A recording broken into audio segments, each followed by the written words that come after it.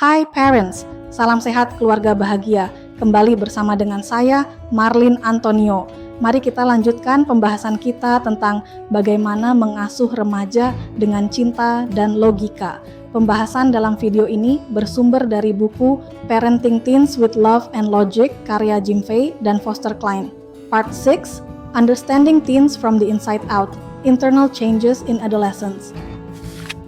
Pernah enggak sih Anda ngerasa bingung kok anak remaja kita kayaknya berubah total dalam semalam, tiba-tiba jadi beda banget.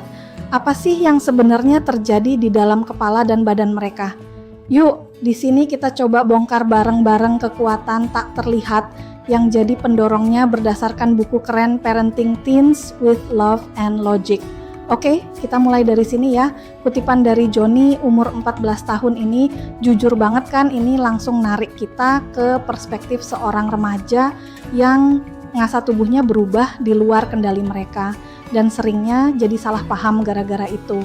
Inilah inti dari obrolan kita kali ini. Nah, ini dia nih metafora kunci dari bukunya. Coba deh kita bayangin masa remaja itu sebagai tahap balita dari kedewasaan. Mirip banget kan sama balita yang baru belajar jalan, goyang-goyang, jatuh bangun, remaja juga gitu. Mereka lagi nyoba mandiri, nyari-nyari siapa diri mereka. Bedanya cuma satu, risikonya jauh lebih gede. Perilaku-perilaku yang kita lihat di permukaan kayak memberontak, ngebantah, atau sikapnya yang aneh-aneh itu sebenarnya cuma efek dari tsunami perubahan besar di dalam diri mereka. Yuk kita selam lebih dalam buat lihat kekuatan di balik ombak besar itu. Coba bayangin deh, anak remaja Anda itu kayak ikan ini. Dia tumbuh cepat banget sampai akuarium tempat dia biasa hidup itu rasanya sempit, sesak. Mereka itu bukan sengaja ngelawan kita loh. Mereka cuman ya secara alami butuh ruang lebih besar buat tumbuh. Wajar banget kan, perubahan internal pertama yang paling gede itu mulainya dari sini di dalam otak. Dan ini bukan sekedar soal mood yang naik turun ya, ini benar-benar revolusi total dalam cara mereka melihat dan memproses dunia di sekitar mereka. Nah, ini dia nih yang menarik banget, coba lihat perbedaannya. Anak kecil itu kan cara mikirnya konkret. Kalau kita bilang jangan lempar batu di rumah kaca, ya dia mikirnya beneran tentang kaca pecah. Tapi remaja, wah beda. Mereka mulai bisa mikir abstrak. Mereka dengar kalimat yang sama dan bisa nangkap konsep di baliknya. Misalnya soal kemunafikan. Inilah alasan kenapa mereka mulai mempertanyakan semua aturan. Dunia di mata mereka enggak lagi sekedar hitam dan putih. Terus apa sih yang sebetulnya terjadi di dalam otak mereka?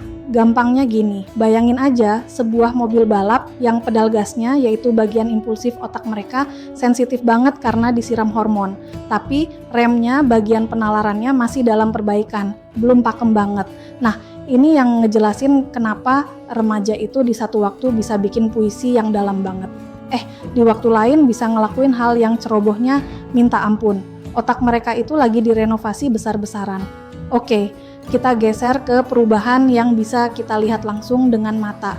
Tapi seringkali kita salah paham juga, yaitu transformasi fisik. Dan ini efeknya jauh lebih dalam dari sekedar jerawat atau badan yang makin tinggi. Poin kuncinya tuh ini, hormon yang lagi ajing itu enggak cuma mengubah badan mereka, tapi juga langsung ngaruh ke pikiran dan emosi. Inilah biang kerok dari mood yang gampang banget berubah, munculnya kecemasan-kecemasan baru, dan kesadaran diri yang super tinggi yang mungkin belum pernah mereka rasain sebelumnya. Nah, disinilah peran kita sebagai orang tua bisa bergeser. Daripada jadi komandan yang ngasih perintah, mendingan kita jadi konsultan. Dibandingin kita ceramah panjang lebar, pertanyaan simple kayak gini itu jauh lebih ampuh buat buka obrolan. Ini ngajak mereka buat mikir, bukan malah bikin mereka defensif. Nah, dengan kekuatan otak yang baru untuk berpikir abstrak dan tubuh yang rasanya juga baru, wajar banget kalau remaja mulai ngelakuin sesuatu yang penting banget.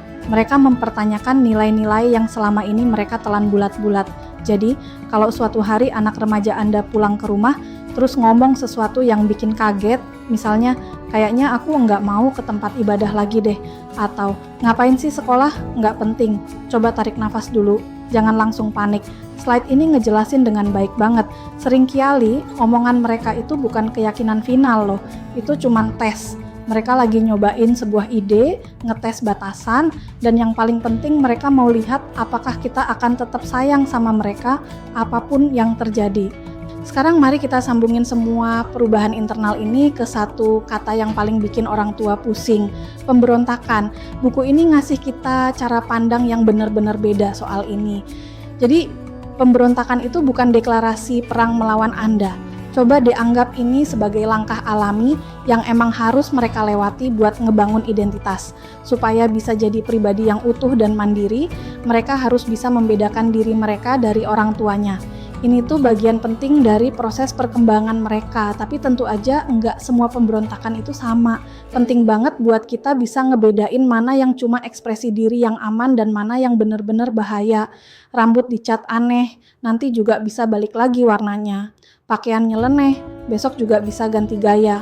Nah, dengan bisa membedakan ini, kita sebagai orang tua jadi tahu kapan kita bisa santai aja dan kapan kita harus turun tangan dengan serius.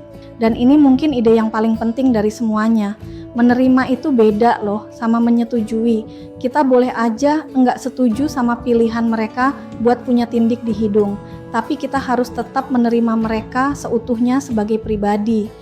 Pesan yang perlu mereka dengar dari kita itu simple. Ayah atau ibu mungkin enggak suka sama pilihanmu, tapi ayah atau ibu akan selalu sayang sama kamu. Pada akhirnya pesan utamanya itu sederhana tapi dalam banget. Tugas kita sebagai orang tua adalah pelan-pelan melepas kendali. Biarkan mereka berbuat salah dan percayalah pada fondasi yang sudah kita bangun selama ini. Kita harus rela melepaskan supaya mereka bisa tumbuh. Kita tutup dengan pertanyaan untuk direnungkan. Kalau kita berhenti melihat kelakuan remaja sebagai serangan pribadi ke kita dan mulai melihatnya sebagai bukti bahwa mereka sedang tumbuh, kira-kira gimana ya perubahan cara kita merespon mereka? Gimana hal itu bakal mengubah hubungan kita dengan anak remaja di hidup kita? Coba deh dipikirin.